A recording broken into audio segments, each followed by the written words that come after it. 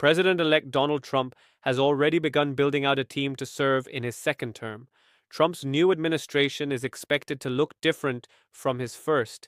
He said in an October interview that the biggest mistake of his first term was choosing bad, disloyal people to join his administration.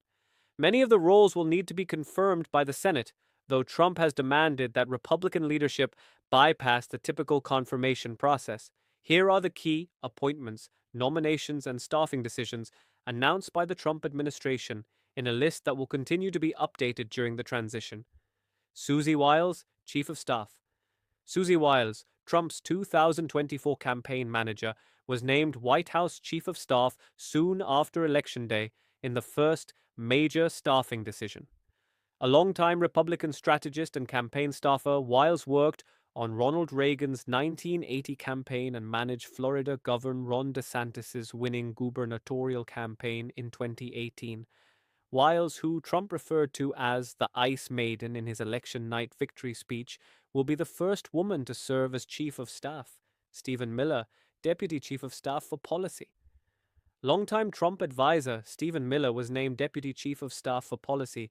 Trump's Vice President-elect J.D. Vance confirmed in a post on X. The role does not require Senate confirmation. Miller worked with Trump on his 2016 campaign and then joined him in the White House as a senior advisor. He orchestrated some of the first Trump administration's controversial immigration policies, including the zero-tolerance family separation policy. Upon leaving the White House, he started America First Legal, a conservative legal nonprofit which targeted many Biden administration initiatives. Mike Waltz, National Security Advisor. Mike Waltz, a Republican congressman from Florida, was tapped to serve as Trump's national security advisor, according to the Associated Press. Waltz, a Green Beret veteran who served in Afghanistan, the Middle East, and Africa, has been a member of Congress since 2019. He is a member of the House's China Task Force, along with the Armed Services, Foreign Affairs, and Intelligence Committees. Waltz, widely known for his aggressive stance on China and Iran, will step into the role amid ongoing wars in Ukraine and Gaza. Last year, he wrote an op-ed for Fox News in which he argued that the era of Ukraine's blank check from Congress is over. He, like Trump, has also called for European countries to contribute more to NATO. The role does not require Senate confirmation. Elise Stefanik, UN Ambassador. Trump nominated New York Purdue's Elise Stefanik to be U.S. Ambassador to the United Nations. Stefanik has been a critic of the UN, in particular over the organization's stance on Israel, saying last month that the Biden administration should consider a complete reassessment of U.S. funding of the UN given the Palestinian Authority's efforts to expel Israel from the General Assembly.